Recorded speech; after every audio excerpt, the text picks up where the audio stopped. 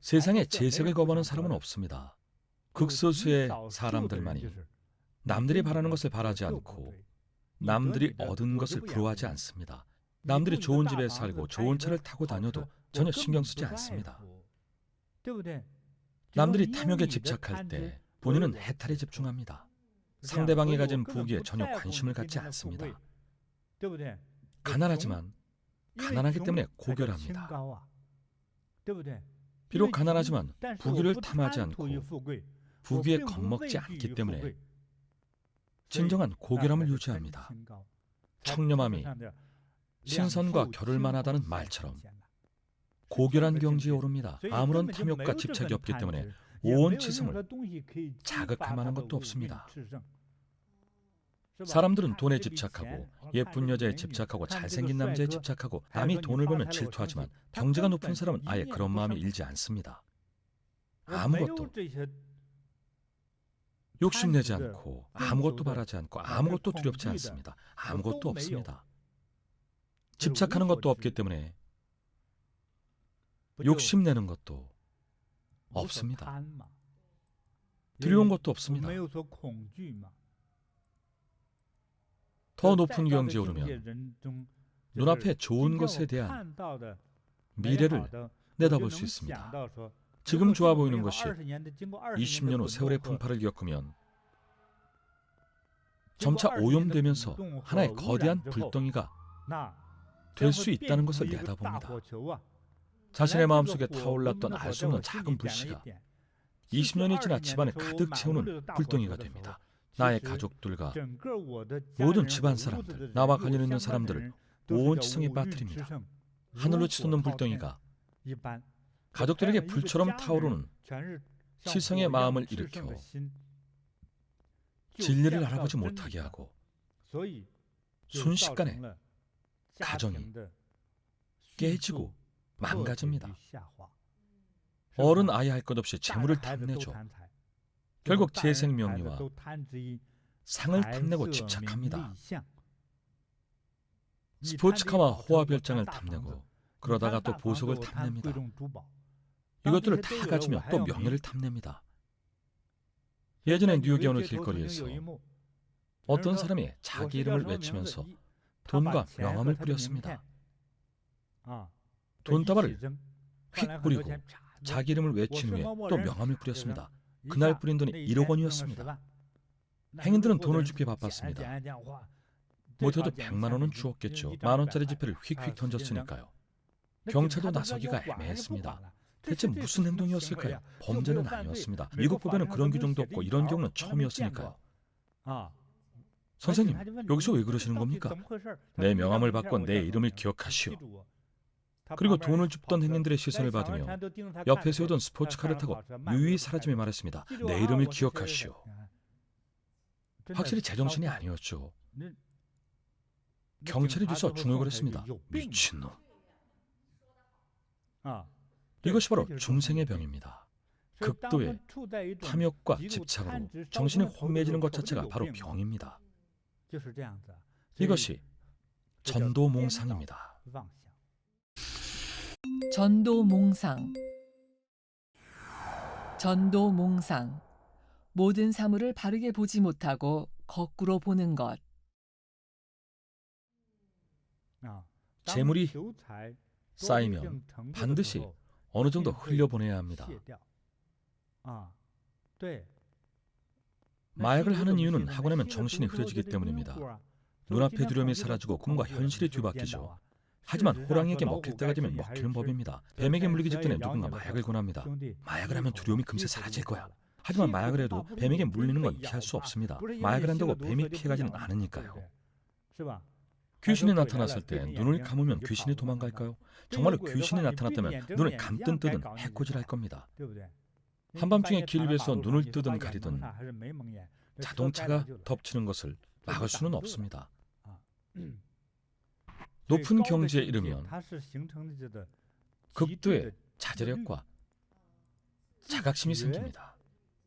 스스로 억제하고 자각하죠. 더 높은 경지에 이르면 자유자재로 거두고 내려놓을 수 있습니다.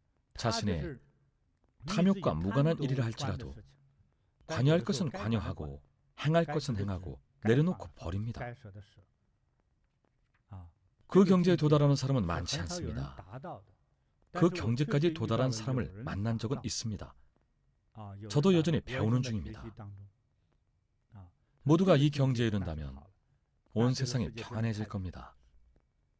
일반인은 그 경지에 못 이른다 해도 괜찮습니다. 알고 있는 것이 중요합니다. 많은 분들이 이 수업을 통해 자신도 그런 경지에 이르고자 하면 됩니다. 이런 마음만 있어도 번뇌가 많이 줄어들 겁니다. 오늘 수업에서는 여러분이 이해하기 쉽도록 무엇부터 하면 되는지, 그리고 해야 할 일과 하면 안 되는 일을 알려드리겠습니다. 우선 8대의 계율을 말씀드리죠. 자신은 불교 신자도 아니고 불교에 귀의할 것도 아닌데 무슨 계율이냐 생각할 수도 있죠. 다만 남을 해치는 행동을 하지 않는 것이 가장 중요합니다. 남을 해치면 자신이 화를 입는 법입니다. 자세한 설명은 생략하고 바로 알려드리겠습니다. 살생하지 않는다, 도둑질하지 않는다, 사음하지 않는다, 음탕한 행위를 하지 않는다는 뜻입니다. 망언하지 않는다, 특히 시비를 일으키거나 이간질하지 말라는 뜻입니다. 망언하지 말고 남을 속이지 마십시오. 술을 마시지 않는다, 상습적으로 술을 마시면 안 된다는 뜻입니다. 마약을 하지 않는다. 저는 5대 계율에 3가지를 더했습니다. 도박하지 않는다, 뱀, 거북, 개를 먹지 않는다. 이런 영적인 동물을 먹으면 불운이 닥치기 쉬우니 먹지 마십시오. 이 8가지는 하지 마십시오. 그리고 이 8가지 안에서도 하지 말아야 할 행동을 더욱 세세하게 살펴야 합니다. 예를 들면 남을 모욕하지 마십시오. 이와는 반대로 우리가 해야 할 일이 있죠. 더 많이 칭찬하십시오. 더 많이 남을 도우십시오.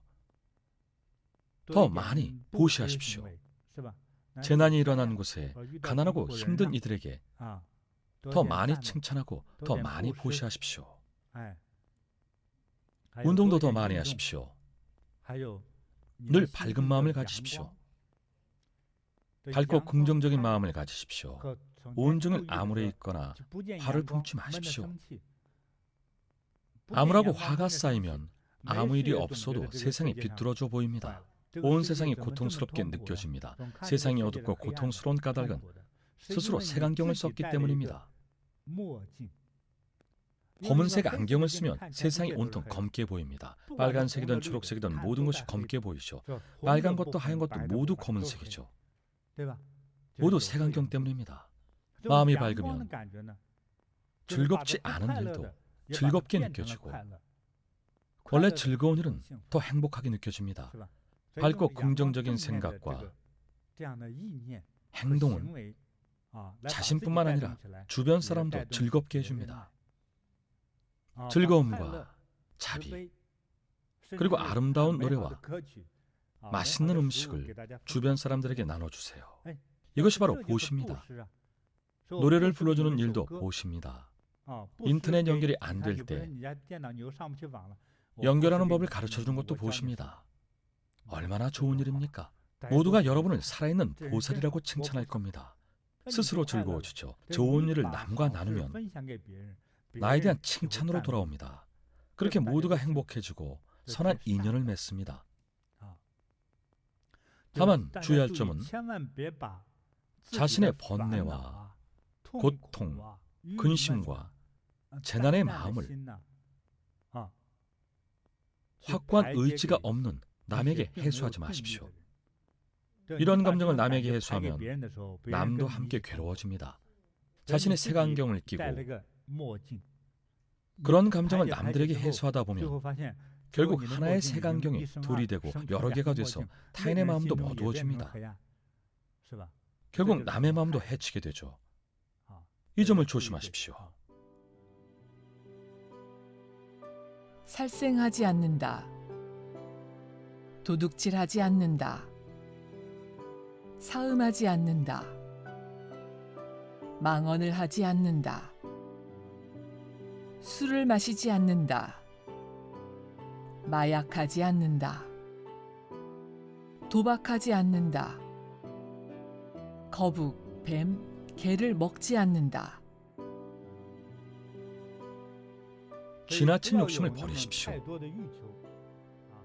그러면 자연스레 우리의 오온도 맹렬히 타오르는 불꽃으로 변하지 않고 오온이 치성하지 않습니다. 오온은 욕망이 있든 없든 그 자체로 우리의 생명과 함께 존재합니다.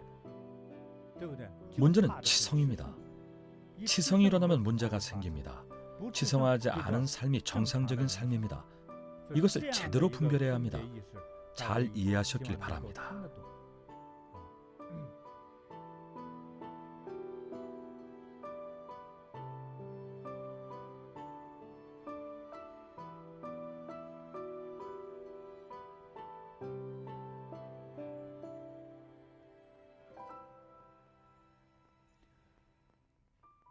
제가 알아본 바에 따르면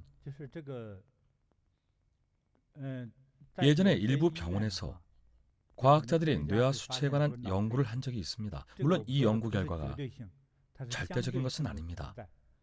성격이 난폭한 아이들은 대개 뇌와 수치가 부어 있다고 합니다. 뇌와 수치가 부으면 난폭해지기 쉽다고 합니다. 여자아이는 욕이 심해지고 남자아이는 폭력성이 강해집니다. 불길을 늘 발산시키려고 하죠. 몸에서 분비되는 호르몬 과다로 난폭해지는 겁니다. 이런 아이들이 병원에 오면 의사들은 다른 병이 있든 없든 환자 취급을 합니다. 검사를 통해 뇌하수체가 부어 있으면 의사들은 몇 가지 방법을 이용해 치료를 하는데 대부분 레이저나 감마 나이프를 써서 뇌하수체 한 덩이나 혹은 그 안의 일부를 잘라내 크기를 줄입니다.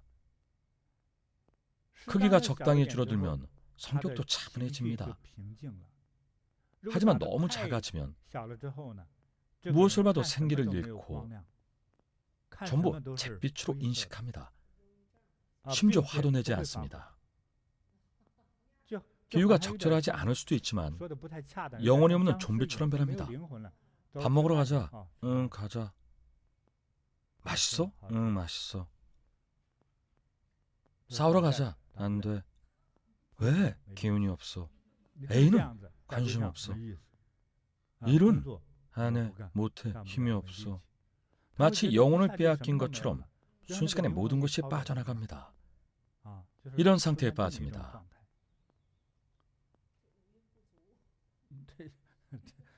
정상적으로 있어야 할 오온마저 아예 사라졌습니다.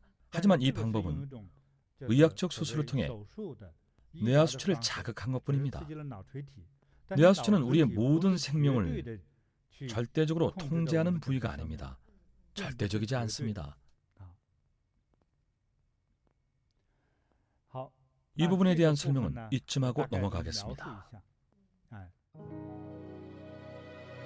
오온은 인간의 자연스러운 특성이며 살아있는 인간이라면 누구나 오온을 지니고 있다. 오온이 치성하면 지나친 망상과 탐욕으로 인해 자신과 타인에게 해를 끼친다. 더 높은 경지가 있습니다. 폐물을 보배로 만드는 경지입니다. 오온치성에는 몇 가지 유형이 있습니다. 사실 인체를 분석해 보면 사람마다 성격이나 정서 그리고 오온치성의 느낌이 크게 다르지 않습니다. 인체를 화학적으로 검사해 보면 그 차이는 크지 않습니다. 어차피 다 같은 인류니까요. 물론 성격이 거친 사람은 있습니다. 오온이 치성한 경우죠. 성격이 부드러운 사람도 있습니다. 체력, 심장, 유전자, 그리고 뇌하수체의 상태로 봤을 때 망상의 정도가 덜한 사람도 있지만 의학적으로는 그 차이를 잡아내기 어렵습니다. 제 기억으로는 예전에 많은 사람들이 이런 잘못을 저지르곤 했습니다. 예를 들면 제가 어렸을 적, 당시에는 지금 제 나이 정도나 더 나이 많은 아저씨들은 당시 젊었을 때 패싸움을 자주 벌이곤 했습니다. 각침법사는 무슨 말인지 알죠? 네, 남자들이 툭하면 패싸움을 하곤 했습니다. 이 동네에서 한 무리, 저 동네에서 한 무리가 모여 벽돌을 집어 던지고 몽둥이를 들고 와서 패싸움을 하곤 했죠. 지금은 그런 광경이 많이 사라졌습니다. 그런 상황 자체가 많이 줄어들었습니다. 대신 요즘 사람들은 누가 더 멋진 옷을 입었나, 누구 헤어스타일이 더 멋진가, 누가 더 노래를 잘 부르는가, 누가 더 멋진 차를 타는가, 이런 것에 더 신경을 쓰죠. 제 생각에 그 당시 남자들이 패싸움을 자주 했던 까닭은 그것이 그 당시의 유일한 분출구였기 때문입니다. 오온이 치성했기 때문이죠. 그때는 적잖은 남자들이 영문도 모른 채 목소리 큰 사람들을 졸졸 따라다녔었죠. 자기도 모르게 대세를 따르려는 심리였던 것 같습니다. 그때는 그것이 책임감 있는 행동처럼 여겨졌으니까요. 가치관이었겠죠. 남자는 강해야 한다고 생각하던 시절이었으니까요. 그런데 요즘은 남자들이 화장도 하던데 정말 못 봐주겠습니다. 패싸움하던 모습이 더 익숙하군요. 그것도 오온치성의 하나입니다. 잘못된 행동도 습관이 되고 습관이 옳다고 생각합니다. 한 가지 예를 들어봅시다. 과거에나 지금이나 우리는 똑같은 인류입니다. 그런데 어떻게 30년 만에 이렇게 변했을까요? 예전엔 모이기만 하면 패싸움을 하고 몽둥이를 휘두르고 벽돌을 던지고 피를 흘리며 싸우던 남자들이 지금은 왜 크게 줄었을까요? 방식이 바뀌었을 뿐입니다. 게임에서 상대를 때려 죽이죠. 100번도 더 죽입니다. 컴퓨터 온라인 세계에서는 마음껏 뽐낼 수 있죠. 자동차를 자랑하거나 노래 실력을 겨루기도 합니다. 이런 방식은 피해가 크진 않죠. 이 역시 오온치성이지만 지금은 그 형태가 바뀌었습니다. 예전엔 백골정처럼 직접 모습을 드러내던 요괴가 지금은 처녀로 둔갑을 했습니다. 상당히 부드러운 방식이죠. 이런 방식으로 유추할 때 의붓아들을 살해한 계모도 당시 상황이나 배경만 바뀐다면 훌륭한 기업가나 크게 성공한 식당 주인이 될 수도 있었습니다. 대부분의 식당 주인들은 억센 편이죠. 기도도 세고 말투도 거칩니다. 늘 닥달하죠. 재수 좀 제대로 볼까? 제대로 못하면 해고야. 나긋나긋하게 말하면 주방장이 우습게 보고 말을 안 듣기 때문이겠죠. 탁자를 치면 남자들도 벌벌 떨 정도가 돼야 여사장 혼자 식당을 운영할 수 있겠죠. 하지만 계모는 오온치성을 잘못된 곳에다 썼습니다. 남편의 사랑을 얻으려고 의붓아들을 죽이고 말았죠. 만약 계모의 주변 환경이나 주위 사람들이 달랐다면 그 결과도 완전히 달라졌을 겁니다. 군대 장교들이 오온치성이 가득한 청년들을, 그 남자 요괴들을 어떻게 훈련시키는지 아십니까? 16살에서 22살 사이의 남자들을 생각해 보십시오. 잘은 모르지만 예전에는 신병으로 입대하면 열을 맞춰 행군하고 혹독한 훈련을 견디고 뜨거운 태양 아래에서 서 있어야 한다고 들었습니다. 또 늘 곱고 바른 자세를 유지해야 한다고 합니다. 어쨌든 훈련이 아주 고되다고 들었습니다. 중고등학교 남학생들을 포함해서 이 난폭한 늑대들을 다루는 비결이 있습니다. 우선 치성을 해소하도록 하는 겁니다. 16살에서 22살 사이의 젊은 신병들은 혈기 왕성하기 때문에 승냥이 떼처럼 난폭합니다. 그리고 장교는 호랑이나 다름없죠. 장교는 신병들을 어떻게 길들일까요? 일부러 날씨가 굳은 날만 기다립니다. 장대비가 내리는 날 병사들을 줄 세우고 전열을 가다듬은 후 온종일 차례와 열중 시험만 300번을 반복시킵니다. 왜 그럴까요? 힘을 빼놓는 겁니다. 오온치성을 소진시키기 위해서입니다. 그래도 부족하면 달리기를 시킵니다. 20바퀴나 돌았는데도 아직 싸울 힘이 남았다면 20kg짜리 군장을 쥐고 20바퀴를 더 돌게 하면 토하기 바쁠 겁니다. 아무것도 안 나올 때까지 속을 개워냅니다. 피곤하고 배고프고 목마르고 다리가 후들거려서 침대도 못 올라갑니다. 다음날 온순한 양이 되죠. 욕쟁이 병사에게 욕을 시켜도 기운이 없어 욕을 못합니다. 이렇게 기운을 쏙 빼놓는 겁니다. 기운이 남아돌면 서로 싸우고 욕을 퍼붓습니다. 여기서 끝이 아니라 당장 반성하게 만듭니다. 시정하겠습니다. 대답이 시원찮으면 20바퀴 더 뜁니다. 그래서 군인들은 나이가 들어서도 장교를 만나면 겁을 먹고 얼른 차려 자세를 취하죠. 중성! 병장 장똥께! 장관님께 보고드립니다. 80대 노인도 군 시절에 중대장만 보면 벌벌 떱니다. 길들이는 방법이 굉장히 효과적이네요. 그렇죠. 영화 람보를 보면 월남전에 참전했던 한 병사가 자신을 훈련시킨 상관에게 복종하죠. 하지만 상관은 그 병사를 사람이 아닌 당나귀처럼 길들였습니다. 사람을 그렇게 길들이면 자신을 길들인 사람에게만 복종합니다. 영화 007의 주인공도 마찬가지죠. 007은 노부인의 말만 듣습니다. 노부인의 명령만 듣고 대통령의 말도 듣지 않죠. 노부인이 007을 길들인 겁니다. 그래서 조련사 중에 여성이 많나 봅니다. 노부인은 한 마리 야수였던 007을 고양이처럼 길들였습니다. 자신만의 방법이 있었습니다. 사람도 잡아먹는 야수를 고양이처럼 길들였죠. 어떤 방법을 썼을까요? 첫째, 에너지를 소진시키고 둘째, 복종을 가르쳤습니다. 주인이 누군가를 죽이라고 시키면 누가 됐든 그저 명령에 따라 그 사람을 죽입니다. 땅에서 기라고 하면 총칼이 있든 쥐레가 있든 무조건 기어야 합니다. 명령을 들을 뿐이죠. 병사는 한 가지만 믿습니다. 오직 명령만 믿고 따를 뿐 다른 건 생각하지 않습니다. 훈련을 통해 인간이 아닌 로봇 병사가 됩니다. 상대를 길들이는 방법은 첫째, 에너지를 소진시키고 둘째, 체벌을 통해 무조건 명령을 따르도록 만드는 것입니다.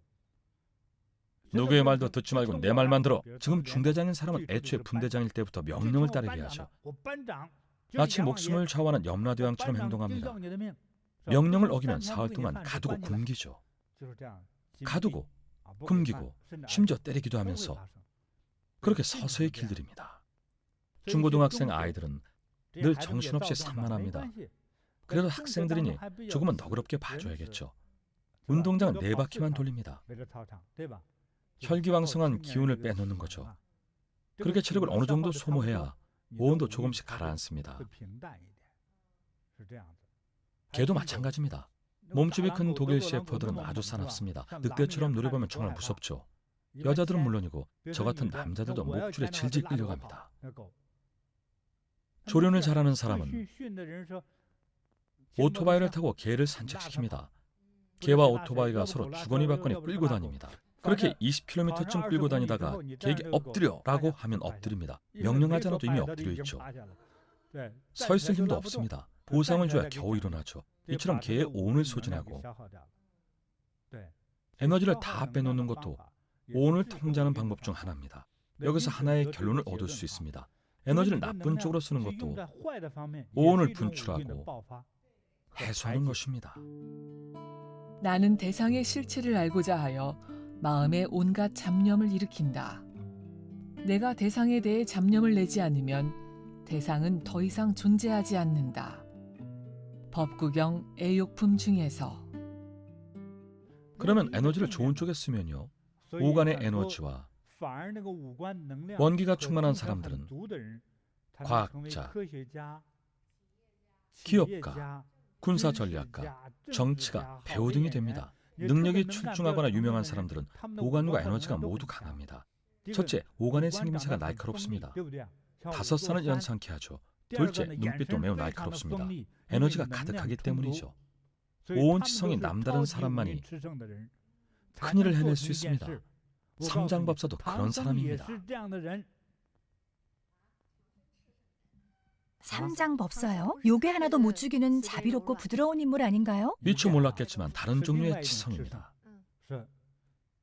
매번 여자 유괴가 삼장을 이런 말로 유혹했습니다. 삼장 오라버니, 이곳에나마 부마가 되세요. 저는 돈도 많고 얼굴도 예뻐요. 저와 결혼하면 왕이 될 수 있어요. 삼장이 어떻게 대답했죠? 안 돼요. 주는 경전 구하러 서역에 가야 해요. 삼장법사가 사투리를 썼던가요? 추측입니다. 다큐멘터리에서 봤던 삼장의 말투를 따라해봤습니다. 경전과로 서에게 가야 돼요. 국왕을 시켜준데도 싫으세요? 안 돼요. 서에게 가야 돼요. 그러면 당신을 삶아 죽이겠어요. 그래도 안 돼요. 반드시 경전을 구해와야 돼요. 아이고 속 터져. 여기는 답답해서 미치고 발짝 뛸 노릇이었습니다. 됐어요. 제가 졌어요. 갈 길 가세요. 말려도 소용없네요. 나 같은 미녀도 관심 없고 권력도 관심 없고 온통 부처님 생각뿐이니 어찌 마음을 돌리겠어요. 요괴는 마지막 말을 내뱉었습니다. 평양감사도 저시르면 그만이지. 이 말이 무슨 뜻입니까? 사람은 잡아도 마음은 못 잡으니 보내주는 수밖에 없죠. 아무리 말려도 듣지 않습니다. 이렇게 고집이 센 사람은 뇌하수체가 얼마나 클까요? 사과 크기만 하겠죠. 삼장처럼 고집 센 사람은 얼굴도 잘생겼습니다. 만약 못생겼으면 의지도 약했겠죠.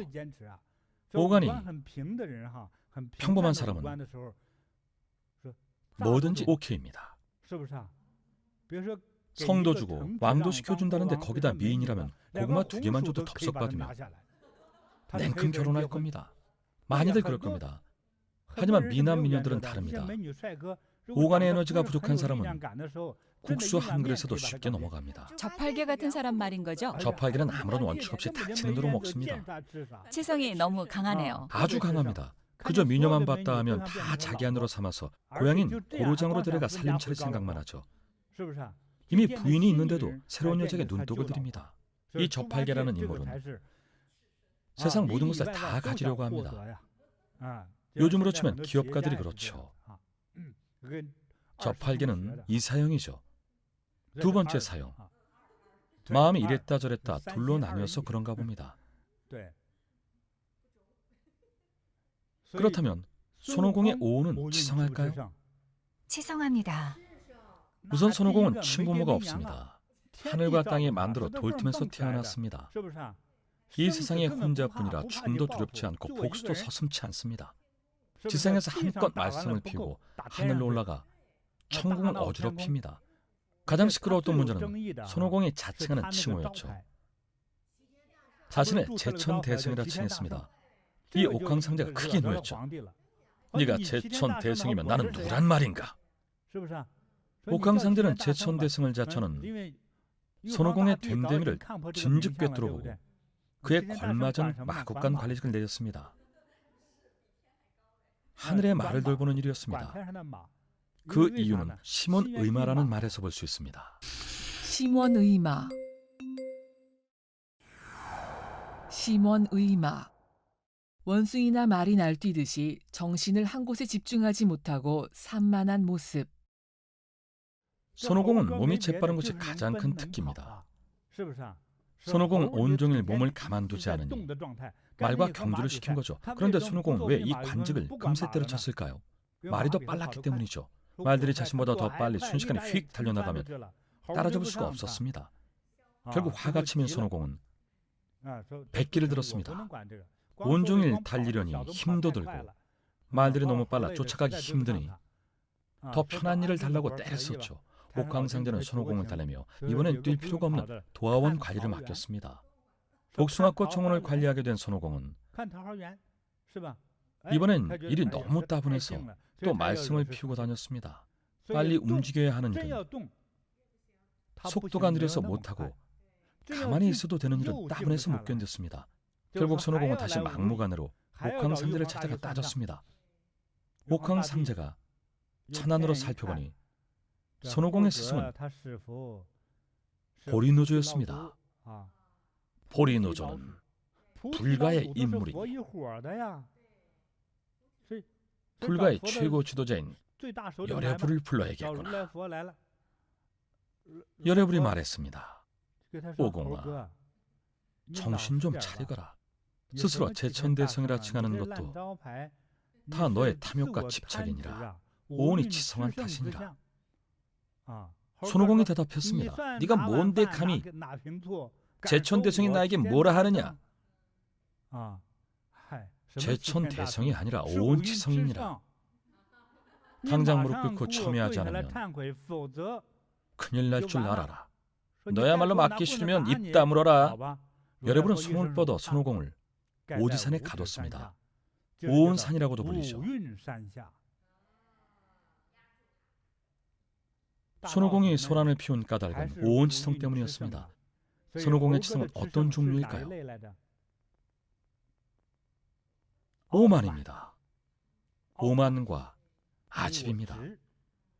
불법에서 말하는 잘못이 바로 오만과 아집이죠.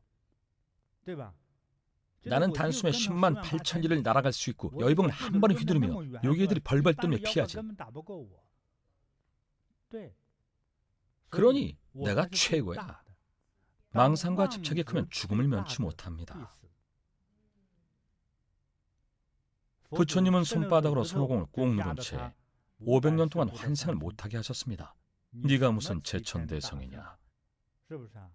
너는 오은치성이다. 얌전해질 때까지 계속 누를 것이다. 손오공이 과연 굴복했을까요? 어느 날 관세음 보살님이 찾아와 귀뜸을 해줬습니다. 오공아, 너만 알고 있거라. 네가 일을 하나 해주면 너를 해탈하게 해주마. 뭔데요? 당나라 승려 한 명을 지키고 보호하면서 이를 도와주고 무료 봉사하며 해탈할 수 있을 것이다. 중간에 변심하거나 성질을 부리거나 스승을 욕해서는 안 된다. 할 수 있겠느냐? 그래요, 알겠슈. 알겠슈. 해탈할 날만 기다리고 있겠슈. 삼장법사는 아무 능력도 없었습니다. 그저 관음보살님이 알려준 대로 돌산 아래 갇힌 불쌍한 괴짜 원숭이를 데리고 길을 나서기로 했습니다. 삼장이 손을 한번 휘젓자 손오공이 오드산에서 풀려났습니다. 삼장은 다른 능력은 없지만 가진 것은 있었습니다. 바로 자비와 굳건한 의지였죠. 반드시 경전을 구하겠다는 확고한 의지야말로 진정한 의지라고 할 수 있죠. 그래서 삼장의 말에는 법력이 있어서 말하는 순간 그대로 이루어지죠. 나와라. 그 말을 안 했으면 못 나왔을 겁니다. 그만큼 대단한 법력이지만 손오공은 전혀 몰랐습니다. 스승님은 할 줄 아는 게 뭡니까?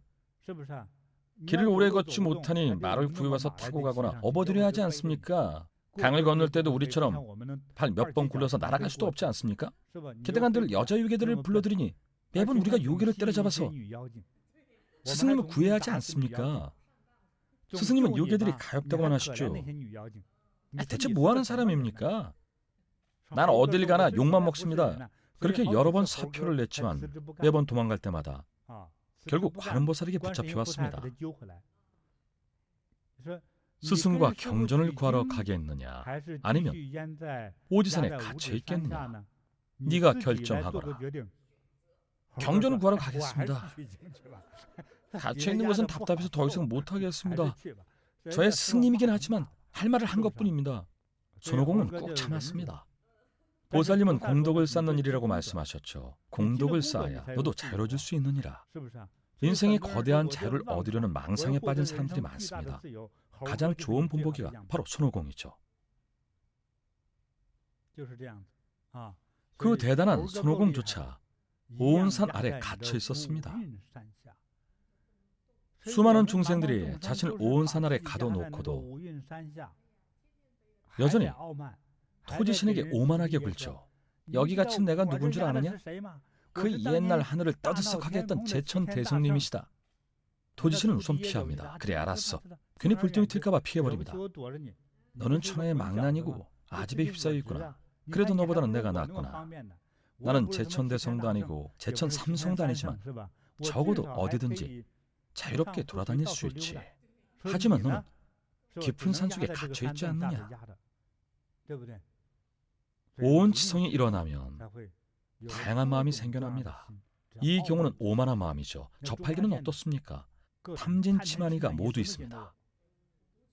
오덕을 모두 갖추고 있죠. 저팔계는 그런 인물입니다. 아시겠습니까? 잘 이해하셨죠?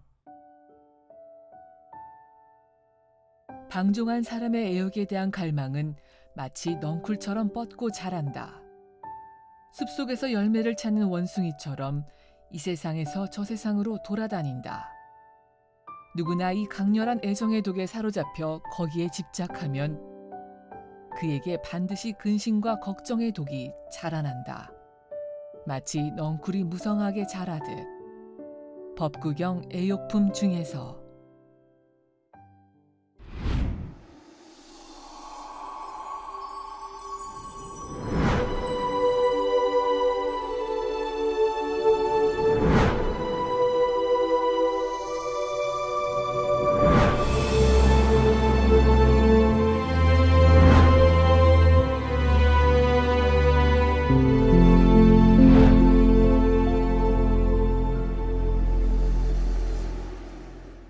고향 친구들이 뭐 1년에 한 번 모이는 거 모임할 때도 나 운동 가야 된다 해가지고 그 시간에 갔다 아닙니까? 중간에 빠져서 활개를 하고 가셨어요, 도로? 근데 팔게 한다 아닙니까? 그랬다 아닙니까?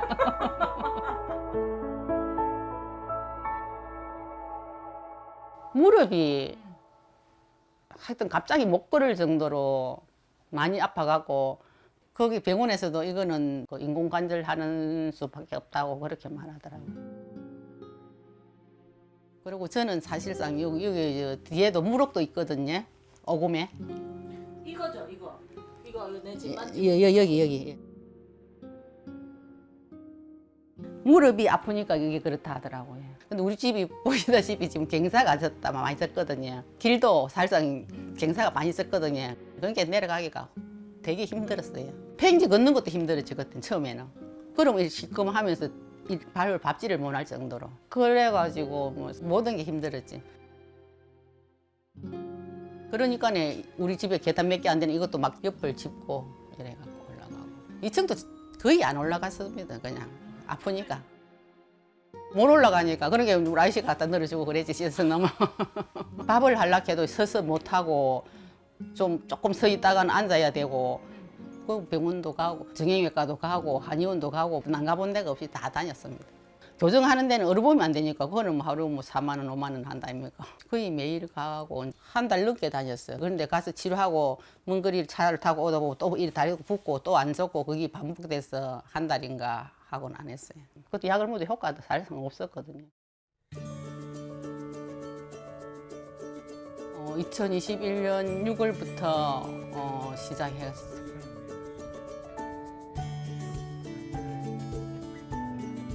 한 2~3개월을 했는데 그때부터 많이 좋아졌지. 못 디디고 어디도 안 하고 그리고 빨리 걸을 수 있고 지하철 타러 가면 한 25분 걸리던 게 지금은 한 15분 가면 갈 수 있고. 지금은 약 안 드시는 거예요? 약을 전에는 2번 써먹던 걸 1번 써먹다가 지금 며칠 전부터는 아예 안 먹었어요. 아예 안 먹어요? 예, 안 먹었어요. 병원에 타러 가지를 안 했으니까 약도 안 먹고 없었고. 근데 밥할 때도 지금은 이제 떠서 하고.